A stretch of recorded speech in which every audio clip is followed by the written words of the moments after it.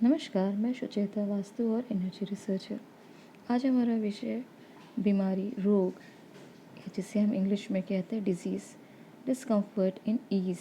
Ease यानी आराम। जब भी आपके लाइफ में कोई डिजीज़, डिस्कम्फर्ट आपका पैदा होता है तो आप देखेंगे कि उसके बहुत सारे कारण हो सकते हैं बीमारी के। आपके शारीरिक, भौतिक शरीर में अगर कोई रोग आ रहे हैं तो उसके बहुत सारे कारण होते हैं। मेनली जैसे कई बार देखा गया है कि बच्चे बहुत बीमार रहते हैं, सर्दी खांसी, उनको पता ही नहीं है कि क्यों हो जाता है, बार बार ट्रिगर हो जाता है सर्दी खांसी बुखार। तो बाद में जैसे अगर आप उनके भोजन में देखें, हो सकता है बाकी के घर में, आपके परिवार में ये कारण ही नहीं मालूम होगा, क्योंकि भोजन से कोई ना कोई उनकी कोई चीज़ ऐसी है जो उनको सूट नहीं कर रही। कई बार दही खाने से बच्चे बीमार होते हैं और उनको ये पता ही नहीं चलता, क्योंकि बाकी के घर वालों को इससे कोई इफ़ेक्ट नहीं होता। तो ये चीज़ उनके लिए मानना मुश्किल होता है। धीरे धीरे धीरे चीज़ें जब बढ़ने लगती है तब पता चलता है कि अच्छा, इसके पीछे ये कारण है। कई बार हमारा लाइफ पैटर्न इतना ख़राब रहता है, देर से सोना, देर से जगना, जिसके कारण हम बीमार होते हैं। कई बार हम इतना काम ही नहीं करते जिसके कारण हमारे बॉडी में अनेक प्रकार की प्रॉब्लम, जिसको हम देखते हैं कि अगर आपकी बॉडी में आप बहुत ज़्यादा, जो आपकी दिनचर्या है, अगर आपका जो बॉडी का एफिशिएंसी, अगर आप उसका पूरा यूटिलाइज, उसका पूरा यूज़ नहीं करते तो आपको थायराइड जैसे बीमारियां होने लगती हैं। और अगर आप देखें कि इनके बहुत सारे कारण हैं, जैसे चक्रों में भी ब्लॉकेजेस के कारण हम डिजीज़ देखते हैं। कई बार जैसे हम गलत खान पान की तो बात किए ही, लेकिन ऐसा भी होता है कि कई बार चीज़ें आपके आसपास इतना आपको एनर्जी वाइज आपको बीमार करने लगती हैं। आप इमोशनली कई बार इतना स्टक्ड हो जाते हैं कि उसके कारण भी आप बीमार होने लगते हैं। तो बीमारियों के बहुत सारे कारण हैं। और एज ए हीलर हमने देखा है कि ज्योतिष और वास्तु, यहाँ तक कि सामुद्रिक शास्त्र में भी इसके बहुत सारे कारण बताए गए हैं। और हमारे ऋषि मुनियों में ने तो बहुत ज़्यादा इस पे काम किया है, क्योंकि जैसे आपको पता है कि पहला सुख निरोगी काया। अगर आपके पास निरोगी काया ही नहीं है तो आपके जीवन में बाकी सुख हो ही नहीं सकते। आप किस प्रकार से, अगर आप धन है, पैसा है, आपके पास में कंफर्ट है, आपके पास अच्छा भोजन है, लेकिन अच्छा शरीर नहीं है, तो आप किस चीज़ को एंजॉय करेंगे? कुछ भी नहीं कर सकते। तो आपको हमेशा ध्यान रखना है कि आपका पहला सुख, आपकी निरोगी काया आप किस प्रकार से प्राप्त करें। और everything is related with energy. आपको अपनी एनर्जी पे ध्यान देना है।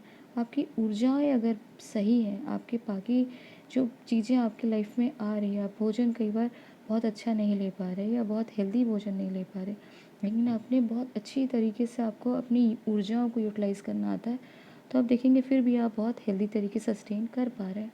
तो ये बहुत महत्वपूर्ण चीज़ है, लोग इसको बहुत कम आंकते हैं।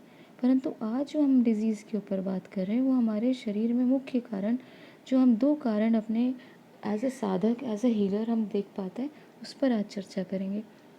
सबसे पहले कारण होता है कि आपके भावनात्मक शरीर के कारण। आपके कई बार आपको मालूम ही नहीं है कि आप इमोशनली चीज़ों को ट्रिगर करते हैं, और हर इमोशन एक ऑर्गन के ऊपर काम करता है।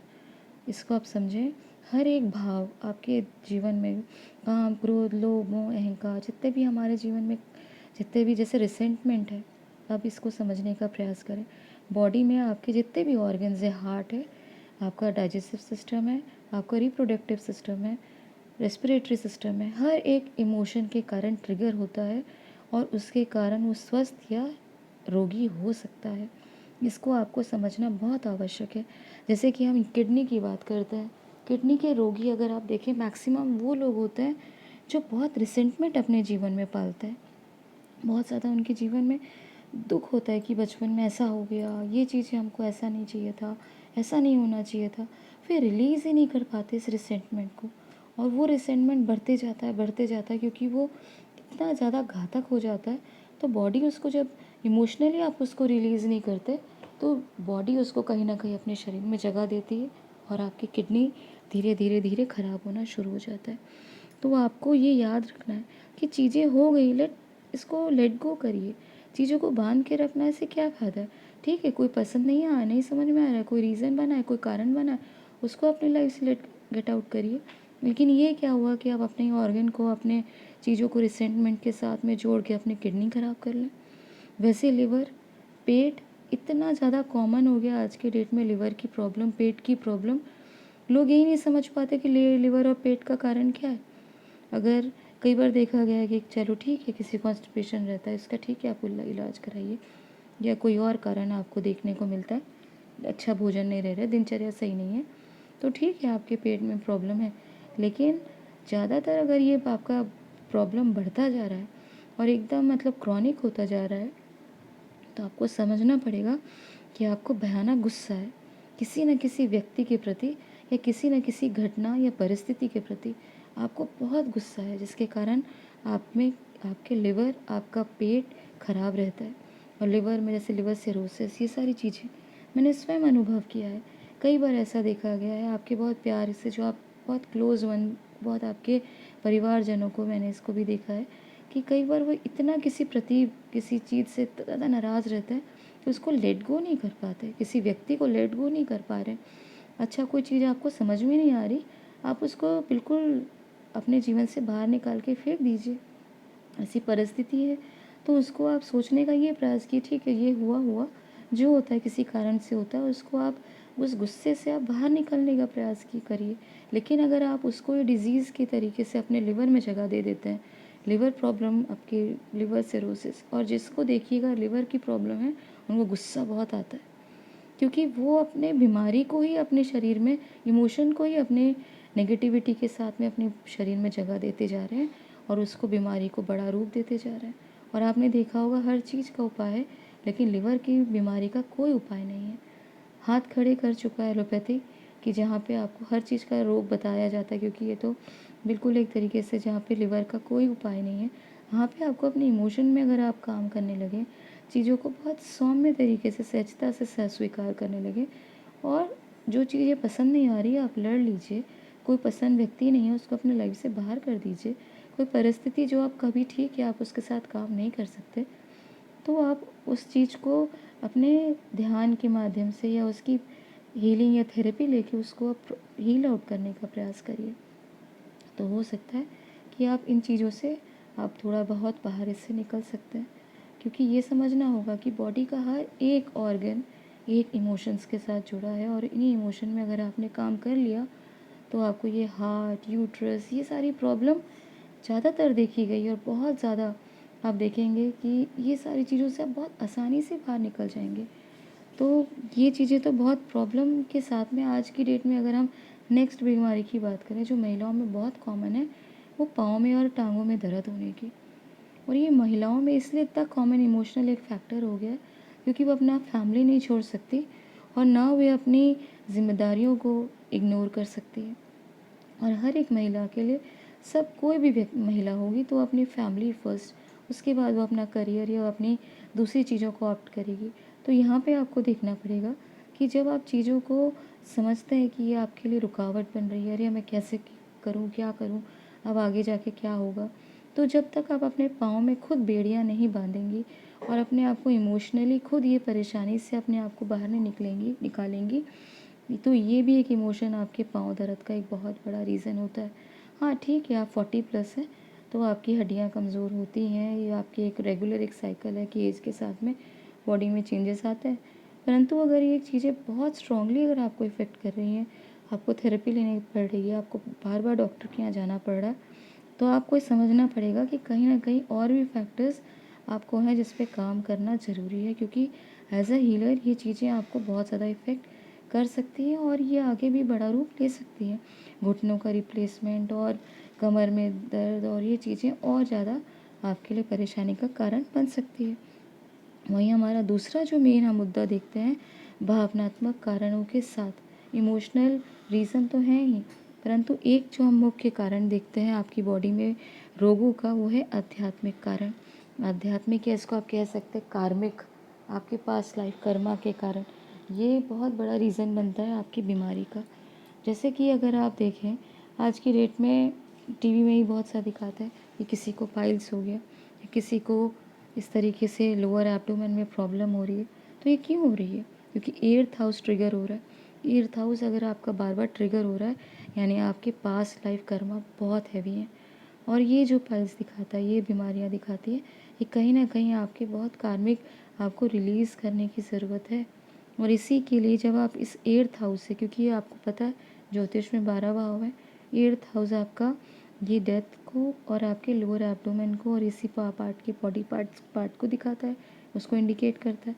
जब यहाँ पे नेगेटिविटी या नेगेटिव प्लैनेट्स का, ग्रहों का इन्फ्लुएंस होता है, तो आप डायरेक्टली देखेंगे ऐसे व्यक्ति को कंसीव करने से लेके और अनेक प्रकार की प्रॉब्लम होती है।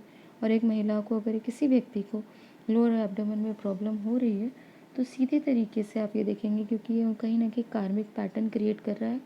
और ये चीज़ें आप इसकी रेमेडी करके इसको आप रिलीज़ कर सकते हैं, क्योंकि ये पास्ट लाइफ बैगेज को डिनोट करता है।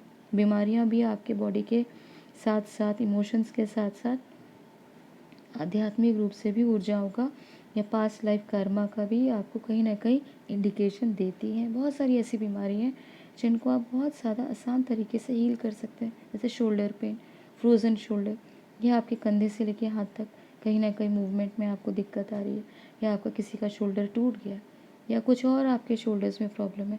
ये क्या दिखाता है? ये दिखाता है कि आपके कोई ना कोई पीतर हैं जो आपको डिस्टर्ब कर रहे हैं, आपके कंफर्ट को, आपके शोल्डर की डिजीज़ का कारण बन रहा है। स्पेसिफिकली आप देखेंगे ये पितरों का दिवंगत ऐसी आत्माएं होती हैं जो आपको ये सीधी तरीके से डिनोट करती हैं कि आपके शोल्डर में पेन शुरू होता है। और इसको अगर आप रिलीज़ कर दें पितरों की शांति के माध्यम से, पितरों को हील करके, पितरों का असेंशन करके, तो आप देखेंगे कि बहुत आसानी से इन चीज़ों से आप बाहर आ जाते हैं। और पितरों का जैसे आप देखें कि बहुत बार हमें समझ में नहीं आता है कि मेल है कि फीमेल, तो ये शोल्डर भी बताता है कि कौन से पार्ट में शोल्डर के कहाँ दर्द है। तो इससे आप उसके बारे में पूरी तरीके से जान सकते हैं कि आपके दिवंगत जो है, जो पूर्वज हैं, जो दिवंगत आत्मा है, वो कोई फीमेल है कि या मेल है। और इसके साथ ही साथ अगर आप उनका किसी से ना हील करके स्वयं उसको, आप स्वयं उनके लिए प्रेयर करें और अपनी जो रेमेडीज़ हैं उनको आप करके और उनका असेंशन करके, आपको जो सुख तो मिलेगा ही, क्योंकि कहीं ना कहीं कार्मिक आपकी इतने बैगेज है, इतना आपका बंधन है, किसी के साथ इतनी नेगेटिविटी है जो आपको ये पितरों का जो है दोष आपको लगा है। पितृ दोष यानी बहुत बड़ा दोष होता है, और इसी के कारण आपके शोल्डर्स जो हैं जाम हो जाते हैं, या कहीं ना कहीं वो बीमारी या रोग या चोट या एक्सीडेंट का यहाँ पे कारण बनता है। और मैंने ये बहुत बार देखा है, बहुत ज़्यादा आप इसको देखेंगे कि शोल्डर को भी, जैसे कि लिवर को आसानी से हील नहीं किया जा सकता, ऐसे कई बार सालों के इलाज के बाद में भी कई लोगों को शोल्डर की बीमारी से या शोल्डर के पेन से मुक्ति नहीं मिलती।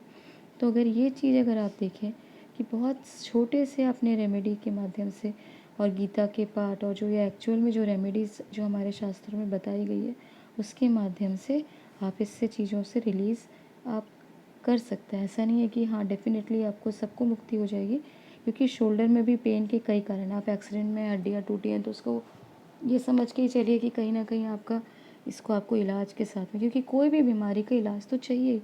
आप उसको किसी भी आयुर्वेदिक इलाज लें, होम्योपैथिक लें, कुछ भी लें, या एलोपैथी लें, लेकिन आपको इसकी पैथी के साथ में ये रीज़न भी आपको पता होना चाहिए। इस पर हो सकता है कि आपको पैथी में आराम ना आए, लेकिन ये रेमेडी करके भी, क्योंकि एज अ हीलर हमने देखा है कि ये भी चीज़ें रिलीज़ करने में मदद करती है।